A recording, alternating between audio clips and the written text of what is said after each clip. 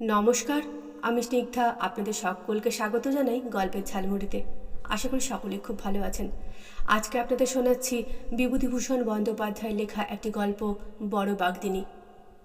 অনুগ্রহ করে গল্পটি শোনার পর ভালো মন্দ যাই লাগুক না কেন প্রতিক্রিয়া করবেন, প্রতি উত্তর করবেন। লাইক, ডিসলাইক, কমেন্ট, সাবস্ক্রাইব কিছু একটা করবেন, তাহলে আমার ভালো লাগবে। আসুন আর বিলম্ব না করে গল্পটি শুরু করি। বড় বাঘদিনী। ওর নাম বড়, এর মানে বলতে পারবো না, সবাই ডাকে বড় বাঘদিনী বলে। একটু মোটাসোটা, কুচকুচে কালো, আঁটোসাঁটো গড়নের, বয়স 40 থেকে 50-এর মধ্যে। এই পাড়াতেই বামুন বাড়ি বড় কাজ করত, বাইরের কাজ, কারণ বাঘদিনীর হাতের জলে কোনো কাজ হবে না। গোয়াল গোবর করা, অর্থাৎ গোয়াল পরিষ্কার করাই ছিল তার প্রধান কাজ। বিচুলি কেটে গরুকে জাবও দিত, উঠোন ঝাঁটও দিত। একদিন শুনলাম বড় মুখুজ্জে বাড়ির কাজ ছেড়ে দিয়েছে। মুখুজ্জে মশাই এসে নিজেই আমার কাছে নালিশ করলেন। বললেন, তুমি তো পল্লী মঙ্গলের সেক্রেটারি, একটা বিহিত করো তো বাবা। কি ব্যাপার, কি হয়েছে কাকা? কি আবার, সেই বড় বেটি আজ কোথাও কিচ্ছুটি না কাজে এলো না আমার বাড়িতে। এক হাঁটু হয়ে রয়েছে গোয়াল, থই থই করছে উঠান, আর বিটি কিনা স্বচ্ছন্দে বললে আজ আমি কাজ করব না। ছোট লোকের এত বড় আসপত্তা আর সহ্যই হয় না বাপু। বলি যাই দেখি বিভূতির কাছে একটা বিহিত যদি করতে পারে, তাই এলুম বাবা, একটা বিহিত করো দেখি। কাজ ছাড়লো কেন হঠাৎ, কিছু জানেন? কি করে জানবো বাবা, কাল বললে আমার তামাক পোড়া খাবার পয়সা আলাদা দিতে হবে, তাই বললাম 3 টাকা করে মাইনে, তার উপর আবার তামাক পোড়া খাবার পয়সা পারবো না, তাই বাবা। এর কি আর করা যাবে পল্লী মঙ্গল থেকে বলুন? আপনার পয়সা করে নিয়ে সে তো আর চলে যায়নি। আমি কি করব বলুন কাকা, আমার দ্বারা কিছুটি হবে না, আমায় ক্ষমা করবেন। তা হবে কেন, তা কি আর হবে? ছাই ভস্য কি সব মাথা মুন্ডু লিখতেই শিখেছ, গায়ের করে উপকার কি তোমার দিয়ে হবে? কিচ্ছুটি হবে না, সে বুঝতে পেরেছি অনেক দিন। মুখুজ্জে কাকা অপ্রসন্ন মুখে চলে গেলেন। কি করব, আমি নাচার, পল্লী মঙ্গল সমিতির সেক্রেটারি আমি, কোনো নবাব নাজিম খাজনা খানই, যাকে তাকে ধরে নিয়ে এসে বিনা কারণে তার গর্দান নেব। আমি কি করতে পারি বড় বাঘদিনীর? হঠাৎ বড়োর সঙ্গে একদিন গোপালনগরের পথে দেখা। একটা ভাঙা চুপড়ি কাঁখে সে বাজারে যাচ্ছে, পরনে শতছিন্ন মলিন বস্ত্র। বললাম, কি বড়, ভালো আছো? বড় থমকে রাস্তার এক পাশে সরে গিয়ে দাঁড়ালো জড়সড় হয়ে, আমায় পথ ছেড়ে দেওয়ার জন্য। যদিও তার কোনো প্রয়োজন ছিল না, পথ দুজনের পক্ষেই যথেষ্ট চওড়া। বললে, বাবু আমাকে একটা কাঠ দেবেন? কাঠ? কি কাঠ? বাবু সেই রেশম কাঠ একখানা দেবেন বাবু। ও বুঝলাম, তোমার নেই? না বাবু, কে এনে দেবে? মোদের কথা কি কেউ শোনে? কাপড়ও নেই বাবু, এই দেখুন এই কাপড়খানা। বড় আঁচলের অংশটুকু আমার সামনে মেলে ধরলে। বললাম, থাক, ও আর দেখাতে হবে না, দেখেই বুঝতে পারছি। কথাটা তখনই মনে পড়ে গেল। বললাম, আচ্ছা মুখুজ্জে বাড়ির কাজটা তুমি ছেড়ে দিলে কেন হঠাৎ? মুখুজ্জে কাকা সেদিন এসে বলছিলেন। বড় আমায় পাশ কাটিয়ে যাওয়ার চেষ্টা করে বললে, সে বাবু আর আপনার সামনে বলবো না। একটু এগিয়ে গিয়ে পিছন ফিরে আবার এসে বললে, ওনার মতি গতি ভালো না বাবু, এই কথাটা আপনাকে বললাম। বড় চলে গেল। ব্যাপার কি? মুখুজ্জে কাকা কি বড় বাঘদিনীর কাছে প্রেম নিবেদন করতে গিয়েছিলেন, তাও উভয়ের এই বয়সে? বিশ্বাস তো হয় না।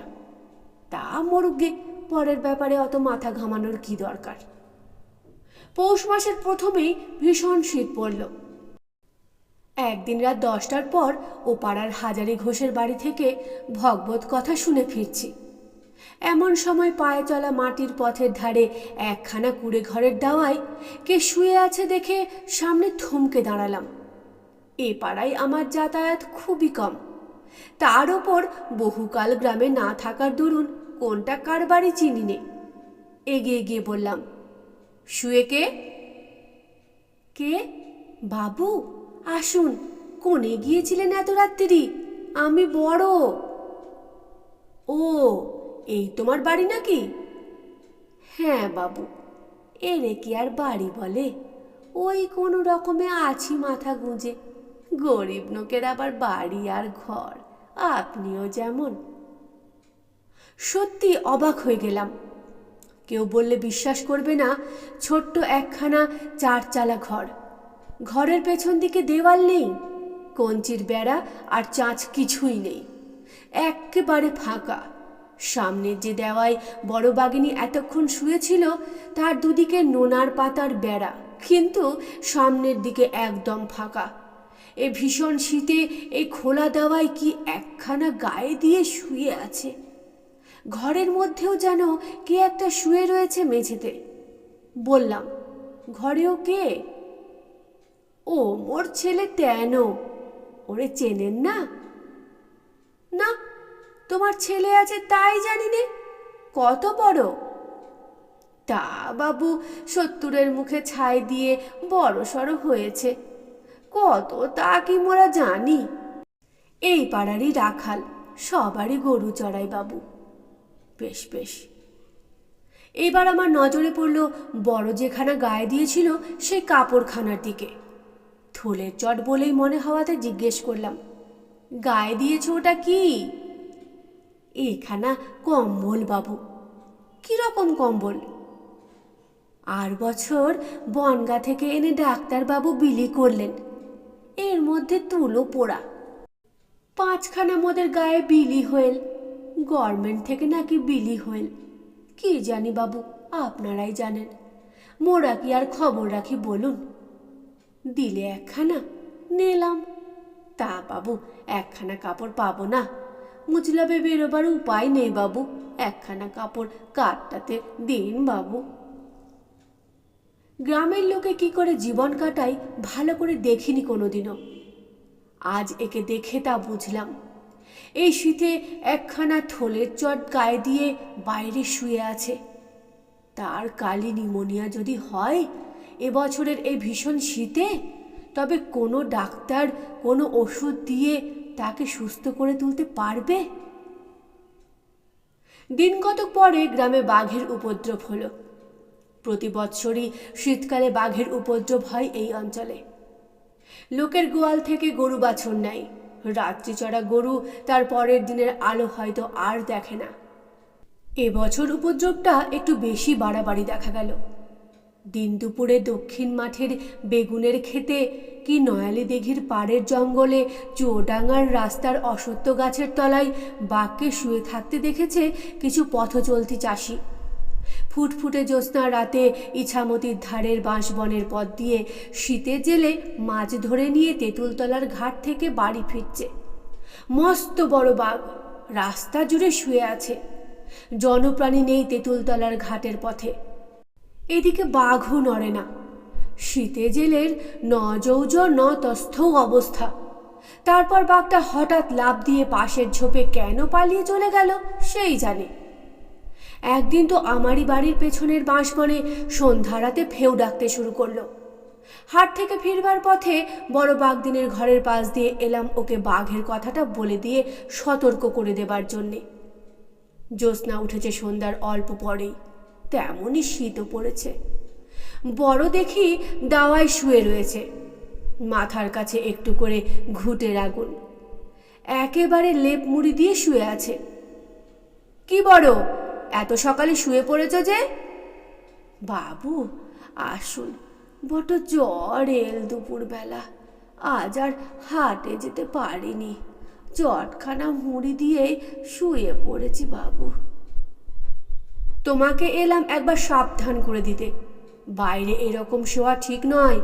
কাল তো আমার বাড়ির পেছনের বাগানে বাঘ ডেকেছে, তোমার ঘর আরো বনের মধ্যে। বাবু কিচ্ছু হবে না, বাঘে মোদের কি করবে, ও ভয় নেই মোদের বাবু। তা থাকলে কি আর 12 মাস এই ফাঁকা জায়গায় শুতে পারি? ও মোদের সয়ে গিয়েছে, ভয় ডর থাকলে কি মোদের চলে বাবু? চলে না। একদিন পরেরই কথা, সকালবেলা হই হই ব্যাপার, সবাই ছুটছে ও পাড়ার দিকে। বড় বাঘদিনীকে নাকি শেষ রাতে বাঘে মেরেছে, সঠিক খবর কেউ দিতে পারে না। ব্যাপার কি দেখার জন্য ছুটলাম ও পাড়ার দিকে। গিয়ে দেখি বড় বাঘদিনীর ঘরের উঠোন লোকের লোকারণ্য। বড় বাঘদিনীর গলা সকলকে ছাপিয়ে উঠেছে। সে হাত পা নেড়ে কি একটা বর্ণনা করছে সকলের সামনে। আর সে জনমণ্ডলীর মাঝখানে বড় বাঘদিনীর দাওয়ার ঠিক সামনের উঠোনে একটা বড় গোলবাঘ মৃত অবস্থায় পড়ে রয়েছে। বড় বাঘদিনী নাকি বাঘটাকে গত শেষ রাতে কাস্তে বটি দিয়ে মেরেছে। জিজ্ঞেস করলাম, কাস্তে বটি দিয়ে অত বড় বাঘটাকে? তখন বড় আবার আমার দিকে ফিরে তার কাহিনী গোড়া থেকে শুরু করলে। সত্যি সে বাঘটা মেরেছে এবং বটি দিয়েই মেরেছে। শেষ রাত্রে বাঘটা ওর ঘরের পেছনে এসে হাঁক পাড়ে। বড় ছেলে ঘর থেকে ভয় চিৎকার করে উঠতেই বড়র ঘুম ভেঙে যায়। ছেলেকে বাঘে ধরেছে ভেবে ও দাওয়ার কোণ থেকে কাস্তে বটি নিয়ে বাঘের ঘাড়ে ঝাঁপিয়ে পড়ে। বাঘ আসলে তখন ধরেছে ওদের সেই ধেড়ে ছাগলটাকে। অন্ধকারে দেখাই যাচ্ছে না বাঘে ছাগল ধরেছে না ছেলে ধরেছে। কাস্তে বটি দিয়ে বাঘের ঘাড়ে মরিয়া হয়ে নির্ঘাত ঘা কত কোপ দিতেই বাঘ সেখানেই ঘাড় কাত করে মুখ থুবড়ে পড়ে যায়। এই হলো বড় বাঘদিনীর বর্ণনা। ভিড়ের মধ্যে মুখুজ্জে কাকা ছিলেন। তিনি বললেন, তোর একটুও ভয় করলো না ওর সামনে যেতে? বড় বলে, মোর কি তখন জ্ঞান ছিল দাদা ঠাকুর? মোর আজ 2 দিন জ্বর, ওই উনি পরশু দেখে গিয়েছেন। বাঘ হ্যাঁকর হ্যাঁকর করে উঠল, তাও শুনলাম জ্বরের ঘোরেই।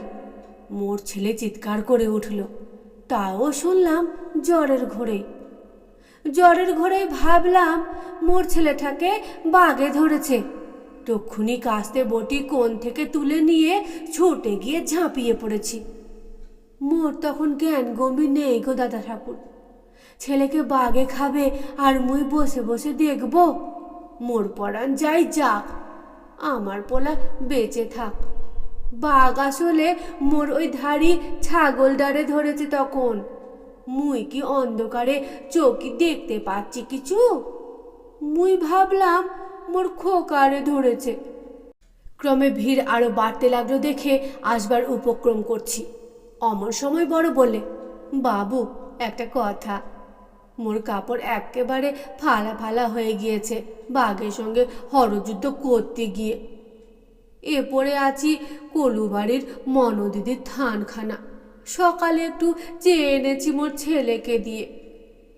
মোর সে কাপড় তো নক্ত মাখা নোনা তলায় পড়ে রয়েছে, ওই দেখুন। ও আর পরা যাবে না বাবু। তা বাবু রেশম কাটখানা মোড়ে দিয়ে একখানা কাপড়ের ব্যবস্থা করে দেন আপনি। এ পরের কাপড় ওরা আজই চেয়ে নিয়ে যাবে খন। মুচলবে বেরোতে পারবো না, বস্তর বিনে কি বেরোনো যায় বাবু? একটা দেন বাবু। মুখুজ্জে কাকাও আমার দিকে চেয়ে অনুনয়ের সুরে বললেন, দাও বাবাজি, ও রেশন কার্ডখানা দেওয়ার ব্যবস্থা করো। আর যাতে একখানা কাপড় ওকে আজই দিতে পারো তারও ব্যবস্থা করো।